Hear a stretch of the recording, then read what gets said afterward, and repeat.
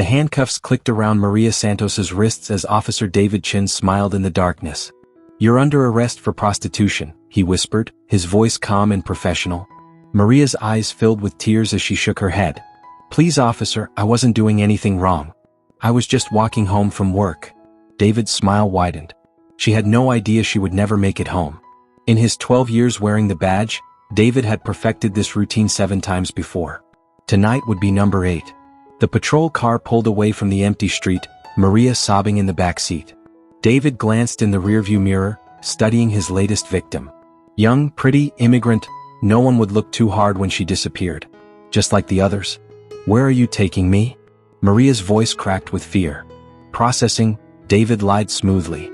The abandoned warehouse district was 20 minutes away. Plenty of time to savor the anticipation.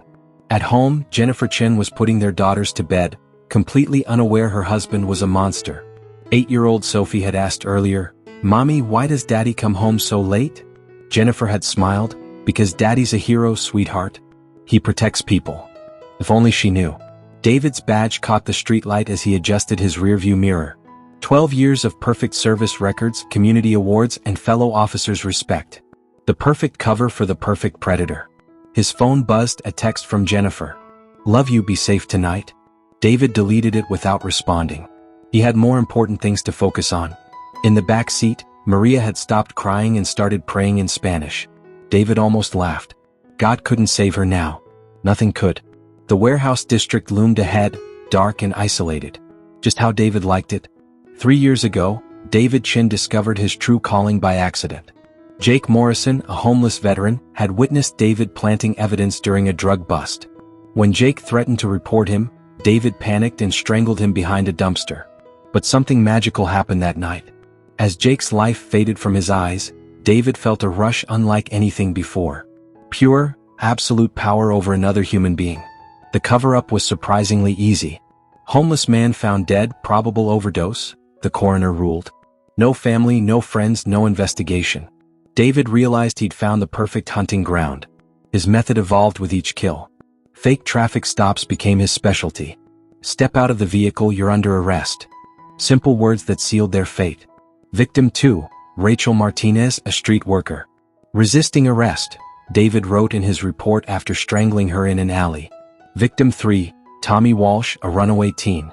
"Attempted to grab my weapon." David lied to investigators. Each kill taught him something new. Location mattered, isolated areas left no witnesses.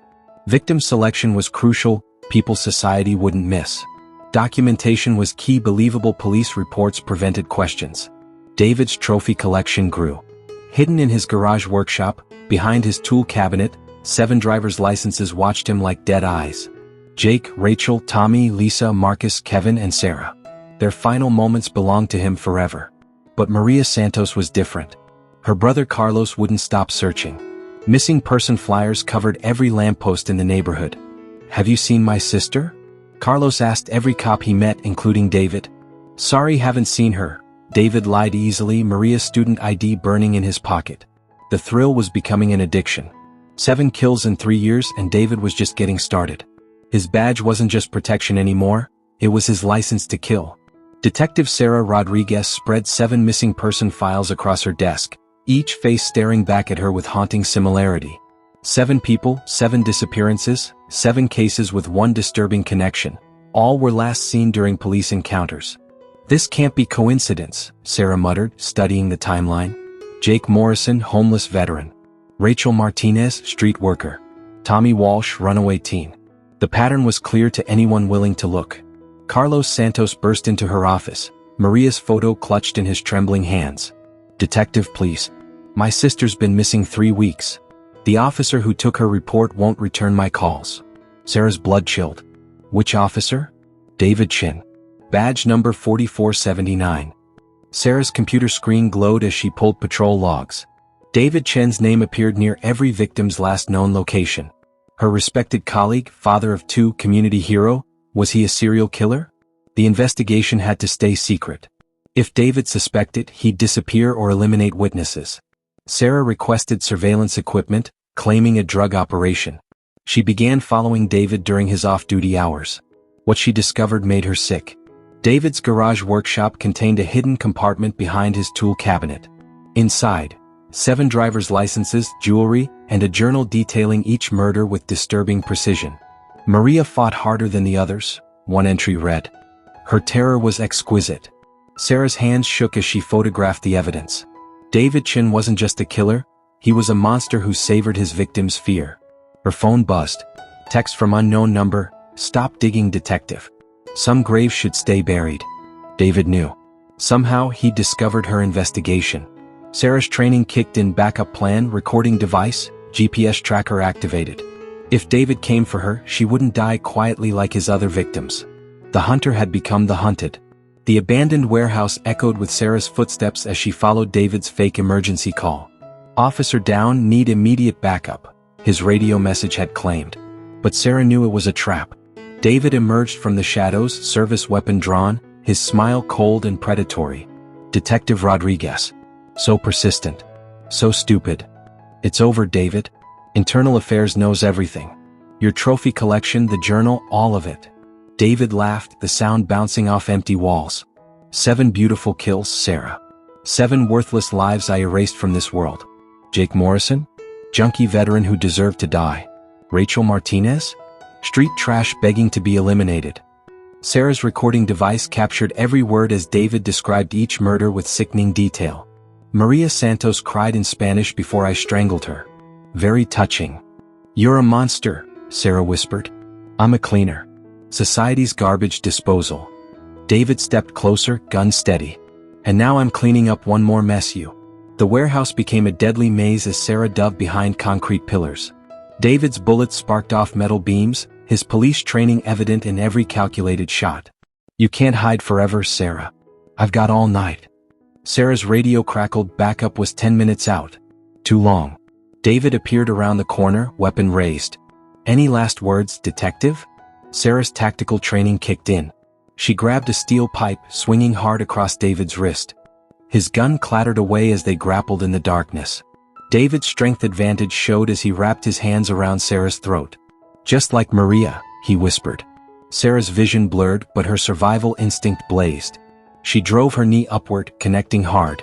David's grip loosened as sirens wailed in the distance. "Backup's here, David. It's over."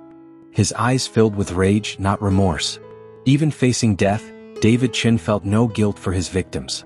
SWAT officers stormed the warehouse as David Chen held a knife to Sarah's throat, his final desperate play for freedom. "Let me walk away or she dies." Sergeant Mike Torres aimed his rifle, voice steady through the megaphone. "Release the detective, David. There's nowhere to run." David's laugh echoed maniacally. "You idiots don't understand. I was cleaning the streets. 7 pieces of human garbage eliminated." Sarah felt the blade pressing against her skin. "David, your daughters, what will they think when they learn Daddy was a killer?" For the first time, David's confidence cracked. "They'll never know.